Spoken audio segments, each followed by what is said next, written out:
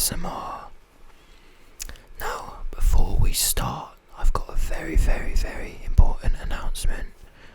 We just hit 100 subscribers, and that's crazy because I only started my channel a couple days ago, and now we're already at 100. And that might not sound like a lot, but that is a lot. That is massively exceeded my expectations. I didn't even realise that that was a thing that could happen, and I definitely wouldn't want to get into an argument with 100 people. They'd probably beat me up. So a massive thank you to everyone that has subscribed and just generally given support, and a big shout out to Morgan, who was my very first subscriber, and also Emma's MySpace, who has also helped me out. I always like to support small creators, so I'd like to shout out Emma's MySpace. But anyway, if you'd like to subscribe, you're more than welcome to, if you're not already. But today's video is going to be reading creepypastas from my childhood, because when I was younger I used to be a massive creepypasta fan. Creepypasta was my thing. I used to love it, especially Jeff the Killer, and so that is what I'm going to be reading today. I'd love to do multiple creepypastas, but that takes a bit too long, and I don't have the ASMR stamina to be whispering and softly talking for that long in front of a camera. So you're going to have to just bear with me for just Jeff the Killer, and if you want more, then I can always do another creepypasta. Let me know what one you think I should do, because there's lots out there. I used to love all of them, especially there's one that I forgot. Oh no, it's called 1999 or something, and I used to think that was the scariest thing in the world.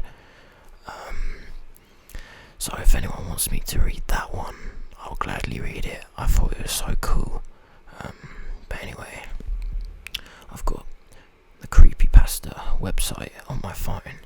I didn't realise how many ads it has, and look, there's like scary images. I don't know if you can see. Look, it just puts scary images. It's just like, I think it's advertising for other creepypastas, but I'm reading those. I only care about the OG ones. So anyway, Jeff the Killer. Excerpt from local newspaper. Ominous unknown killer is still at large. After weeks of unexplained murders, the ominous unknown killer is still on the rise. After little evidence has been found, a young boy states he survived one of the killer's attacks and bravely tells his story. I had a bad dream and woke up in the middle of the night, says the boy. I saw that for some reason the window was open, even though I remember it being closed before I went to bed. I got up and shut it once more. Afterwards I simply crawled under my covers and tried to get back to sleep. That's when I had a strange feeling, like someone was watching me. That's creepy, man. Apparently this is like really badly written. I haven't actually read it in a long old time, but I guess we'll find out. I looked up and nearly jumped out of my bed. There, in the little ray of light illuminating from between my curtains, were a pair of two eyes. These weren't regular eyes, they were dark, ominous eyes. They were bordered in black and just plain out terrified me. That's when I saw his mouth, a long, horrendous smile that made every hair on my body stand up. The figure stood there, watching me. After what seemed like forever, he said it, a simple phrase, but said in a way only a madman could speak. He said, "Go to sleep." I let out a scream. That's what sent them at me. He pulled up a knife, aiming at my heart. He jumped on my bed. I fought him back. I kicked. I punched. I rolled around, trying to knock him off me. That's when my dad busted in. The man threw the knife. It went into my dad's shoulder. The man probably would have finished him off if one of the neighbours hadn't alerted the police. They drove around into the parking lot and ran towards the door. The man turned and ran down the hallway. I heard a smash, like glass breaking. As I came out of my room, I saw the window that was pointing towards the back of my house was broken. I looked out to it to see him vanish into the distance. I can tell you one thing, I will never forget that face. Those cold, evil eyes, and that psychotic smile. It will never leave my head. The police are still on the look for this man. If you see anyone that fits the description of this story, please contact your local police department. I think that's the end of Act 1.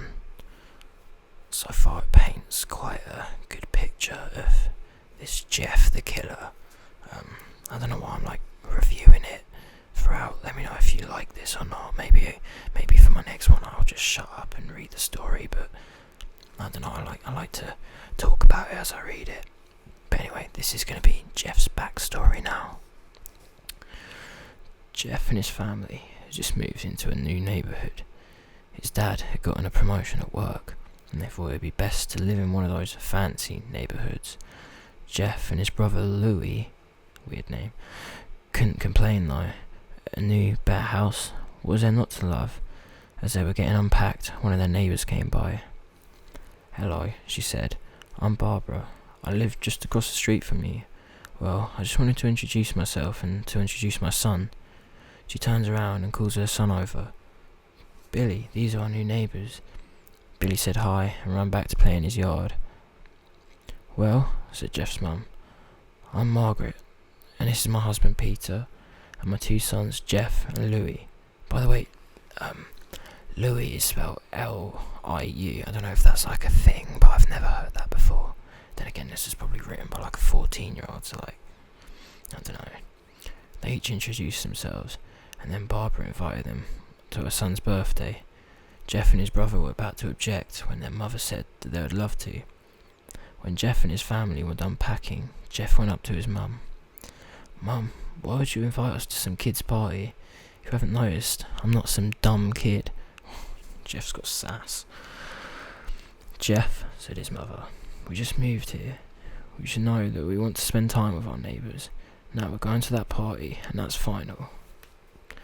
Jeff started to talk, but stopped himself. No, he couldn't do anything. Whenever his mum said something, it was final. He walked up to his room and plopped down on his bed. He sat there, looking at the ceiling, when suddenly he got a weird feeling. Not so much pain, but a weird feeling. He dismissed it as just some random feeling. He heard his mother call him down to get his stuff, and he walked down to get it. The next day, Jeff walked downstairs to get breakfast and to get ready for school. He sat there, eating his breakfast, and he once again got that feeling. This time it was stronger. It gave him a slight tugging pain, but once again he dismissed it. As he and Louis finished breakfast, they walked down to the bus stop. They sat there, waiting for the bus, and then all of a sudden, some kid on a skateboard jumped over them, only inches above their laps. They both jumped back in surprise. "Hey, what the hell?" The kid landed and turned back to them. He kicked his skateboard up and caught it with his hands. The kid seemed to be about 12, 1 year younger than Jeff. He wore his Aeropostale shirt and ripped blue jeans. Well, looks like we got some new meat." Suddenly, 2 other kids appeared. One was super skinny and the other was huge. "Well, since you're new here, I'd like to introduce ourselves. Over there is Keith." Sorry. Keith Lemon. Or I don't know if anyone will understand that if they're not from the UK, but it's funny to me. Jeff and Louis looked over to the skinny kid. He had a dopey face you would expect a sidekick to have. And he's Troy. They looked over at the fat kid. Talk about a tub of lard. Jeff, man. He got sass. This kid looked like he hadn't exercised since he was crawling. Oh my god. "And I," said the first kid, "am Randy. Now, for all the kids in this neighbourhood, there's a small price for bus fare if you catch my drift." "I don't catch your drift, Randy." Louis stood up, ready to punch the lights out of the kid's eyes when one of his men pulled a knife on him. hoped you would be more cooperative, but it seems you must do this the hard way. The kid walked up to Louis and took his wallet out of his pocket. Jeff got that feeling again. Now it was truly strong, a burning sensation. He stood up, but Louis gestured for him to sit down. Jeff ignored him and walked up to the kid. "Listen here, you little punk. Give back my bro's wallet or else." Randy put the wallet back in his pocket and rolled out his own knife. "Oh, and what will you do?" Just as he finished the sentence, Jeff popped the kid on the nose. As Randy reached for his face, Jeff grabbed the kid's wrist and broke it. Randy screamed and Jeff grabbed the knife from his hand. Troy and Keith rushed Jeff, but Jeff was too quick. He threw Randy on the ground. Keith lashed out at him, but Jeff ducked and stabbed him in the arm. Keith dropped the knife and fell to the ground, screaming. Troy rushed him too, but Jeff didn't even need the knife. He just punched Troy straight in the stomach and Troy went down. As he fell, he puked all over. Louis could do nothing but look in amazement at Jeff. God, talk about hero's fantasy, you know what I mean? You can tell this was written by a 14-year-old, but I quite like it. It's nostalgic, man, it's nostalgic. This brings me back to when I was super young and I thought this was the best story in the whole world. I mean, sorry, I keep stumbling over my words and not reading this story very well. But I'm trying my best, and I quite like it so far. "Jeff, how'd you do?" was all he said. "Oh, wait, how'd you..." They saw the bus coming and knew they'd be blamed for the whole thing, so they started running as fast as they could. As they ran, they looked back and saw the bus driver rushing over to Randy and the others. As Jeff and Louis made it to school, they didn't dare tell what happened. All they did was sit and listen.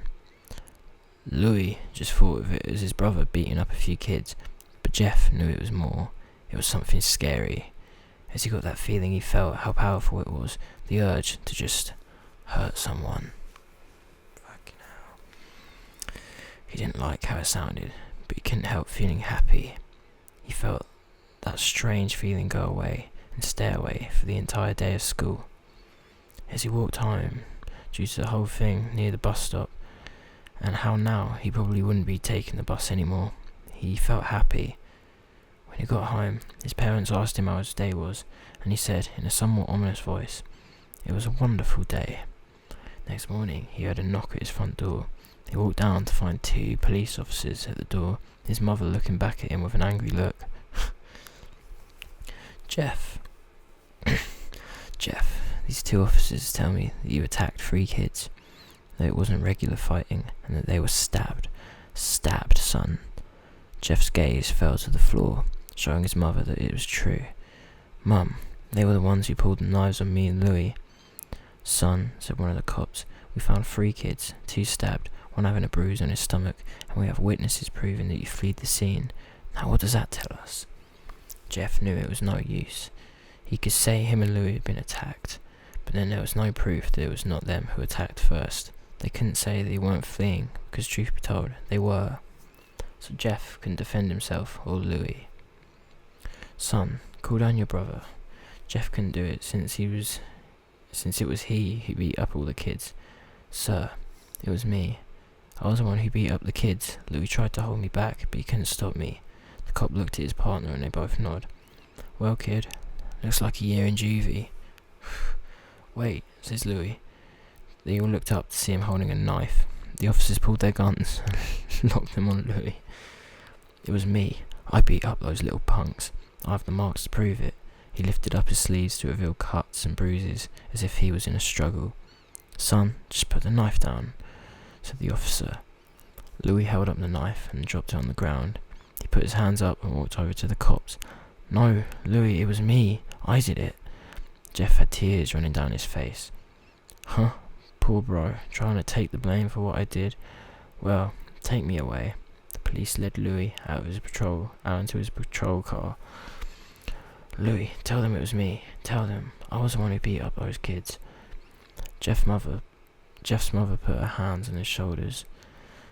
"Jeff, please, you don't have to lie. We know it's Louis. You can stop." Jeff watched helplessly as the cop car speeds off with Louis inside. A A few minutes later, Jeff's dad pulled into the driveway, seeing Jeff's face and knowing something was wrong. Son, what is it? Jeff couldn't answer. His vocal cords were strained from crying. Instead, Jeff's mother walked to his father inside to break the bad news to him as Jeff wept in the driveway.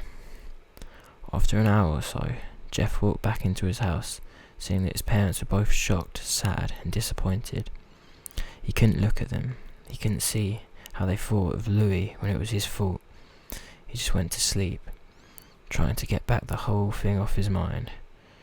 2 days went by with no word from Louis at JDC. No friends to hang out with, nothing but sadness and guilt. That was until Saturday, when Jeff was woken up by his mother with a happy, sunshiny face. I think this is where it starts to get really, really good. This is where Jeff the Killer turns into Jeff the Killer. This is the moment Jeff turns into the killer. Guys, this is a big deal. This is a big deal in creepypasta history. This is history right here. You are listening to history. Albeit bad history. Badly written history. Badly narrated history. But this is history all the same. Jeff, it's the day, she said as she opened up the curtains and let light flood into his room. What's today? Asked Jeff as he stirs awake. Why, it's Billy's birthday. He was now fully awake. Mum, you're joking, right? You don't expect me to go to some kid's party after? There was a long pause. Jeff, we both know what happened. I think this party could be the thing that brightens up the past days. Now get dressed. Jeff's mother walked out to get out the room and downstairs to get ready. He fought himself to get up. He picked out a random t-shirt and a pair of jeans and walked downstairs. He saw his mother and father all dressed up. His mother in a dress and his father in a suit. He thought, why would they ever wear such fancy clothes to a kid's party? Son, is that what you're going to wear? Said Jeff's mum. Better than wearing too much, he said. His mother pushed down the feeling to yell at him and hid it with a smile. Now, Jeff, we may be overdressed. This is to show how... This is how you go if you want to make an impression, said his father. Jeff grunted and went back up into his room. I don't have any fancy clothes, he yelled downstairs. Just pick out something, called his mother. He looked around in his closet for what he could call fancy. He found a pair of black dress pants he had for special occasions and an undershirt. He couldn't find a shirt to go with it. He looked around and found only striped and patterned shirts. None which would go with dress pants. Finally, he found a white hoodie and put it on. Sorry, I think I hit the mic stand. That might have been too much. This video has been a bit of a train wreck so far. You're wearing that? They both said. His mother looked at her watch. Oh, no time to change. Let's just go, she said as she herded Jeff and his father out of the door. They crossed the street over to Barbara and Billy's house. They knocked on the door, and just as it appeared, Barbara, just like his parents, way overdressed. And they walked inside. All Jeff could see were adults, no kids. The kids are out in the yard. Jeff, how about you go and meet some of them, said Barbara. Jeff walked outside to a yard full of kids. They were running around in weird cowboy costumes and shooting each other with plastic guns. He might as well be standing in Toys R Us. Suddenly, a kid came up to him and handed him a toy gun and a hat. Hey, wanna play? He said. Ah, no kid. I'm way too old for this stuff. The kid looked down at him with that weird puppy dog face. Please, said the kid. Fine, said Jeff. He put on the hat and started to pretend to shoot at the kids. At first, he thought it was totally ridiculous, but then he started to actually have fun. He might not have been super cool, but it was the first time he had done something that took his mind off Louis. So he played with the kids for a while until he heard a noise, a weird rolling noise. Then it hit him. Randy, Troy and Keith all jumped over the fence on their skateboard. Jeff dropped the fake gun and ripped off the hat. Andy looked at Jeff with a burning hatred. This is where it happens, man. This is I remember this. This is the scary bit. Well, this is when it starts to be a bit scary. Hello, Jeff, is it? He said. We have some unfinished business. Jeff saw his bruised nose. I think we're even. I beat the crap out of you, and you get my brother sent to JDC. Randy took an angry look into his eyes. Oh no, I don't go for even. I go for winning. You may have kicked our asses that day, but not today. As he said that, Randy pushed at Jeff. They both fell to the ground. Randy punched Jeff in the nose, and Jeff grabbed him by the ears and headbutted him. Jeff pushed Randy off of him, and they both rose to their feet. The kids were screaming and parents were running out of the house. Troy and Keith both pulled guns out of their pockets. I don't remember it being this, melodramatic and violent. No one interrupts or guts will fly, they said. Randy pulled out a knife on Jeff and stabbed him in his shoulder. Jeff screamed and fell to his knees. Randy started kicking him in the face. After 3 kicks, Jeff grabs his foot and twists it, causing Randy to fall to the ground. Jeff stood up and walked towards the back door. Troy grabbed him. Need some help? He picks Jeff up by the back of the collar and throws him through the patio door. As Jeff tries to stand, he is kicked down to the ground. Randy repeatedly starts kicking Jeff until he starts to cough up blood. Come on, Jeff, fight me. He picks up Jeff and throws him into the kitchen. Randy sees a bottle of vodka on the counter and smashes a glass all over Jeff's head. Fight. He throws Jeff back into the living room. Come on, Jeff, look at me. Jeff glances up, his face riddled with blood.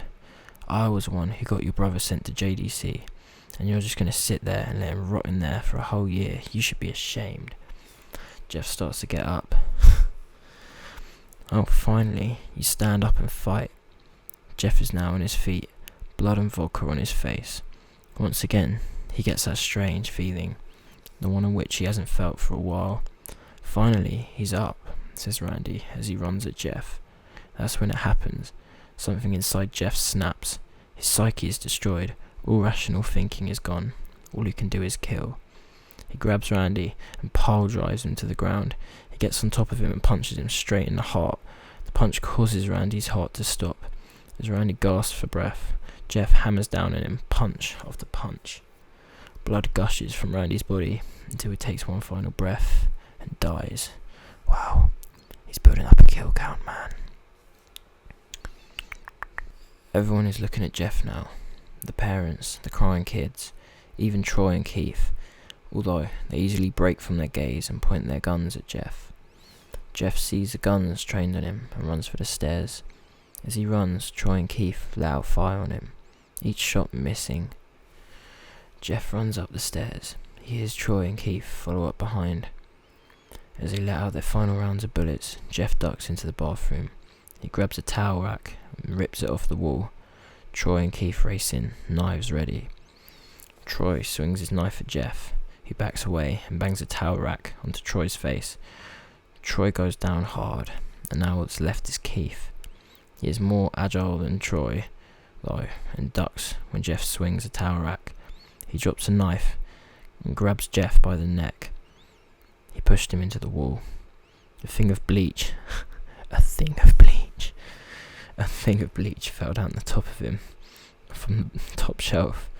It burnt both of them. They started to scream. Jeff wiped his eyes the best as he could. He pulled back the towel rack and sprung it straight into Keith's head.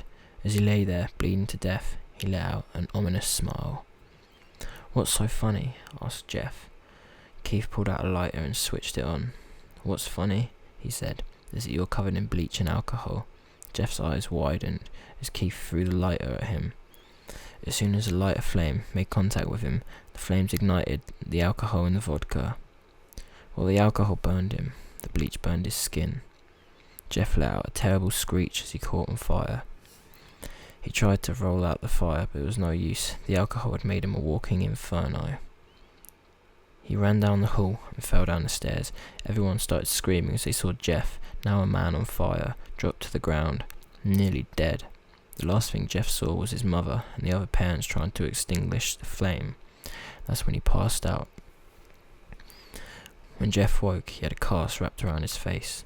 He couldn't see anything, but felt a cast on his shoulder and stitches all over his body. He tried to stand up, but then he realised that there were some tubes in his arm. When he tried to get up, it fell out, and the nurse rushed in. I don't think you can get out of bed just yet, she said, as she put him back into his bed and reinserted the tube. Jeff sat there with no vision, no idea what his surroundings were. Finally, after hours, he heard his mother.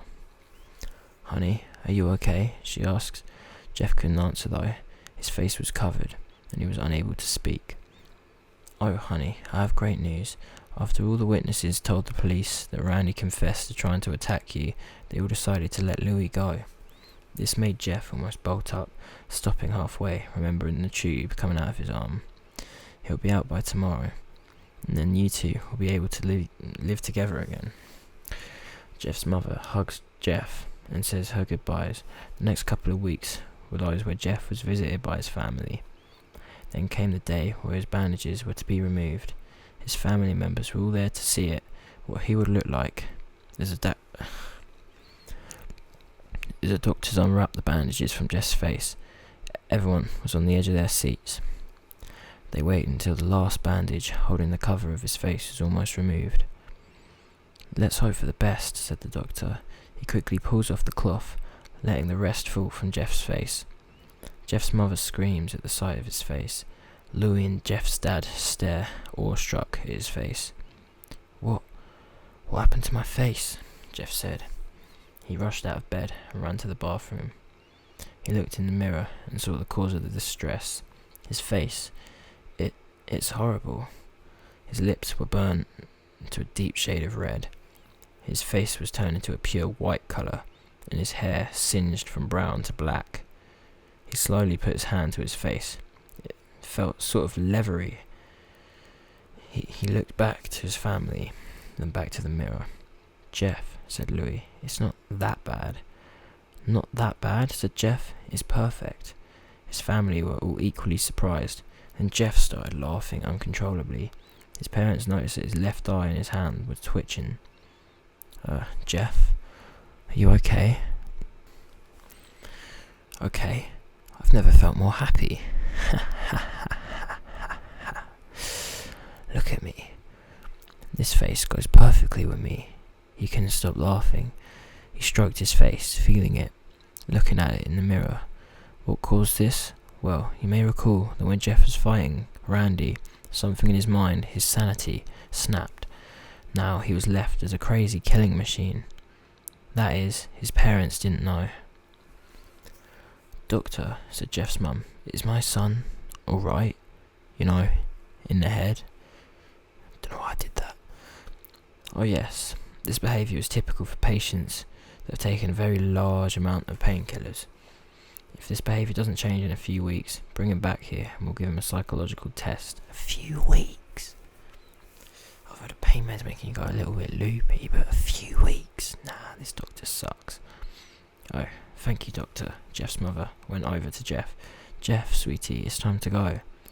Jeff looks away from the mirror, his face still formed into a crazy smile. "'Kay, mummy." "Ha ha ha. This is awful." His mother took him by the shoulder and took him to get his clothes. "This is what came in," said the lady at the desk.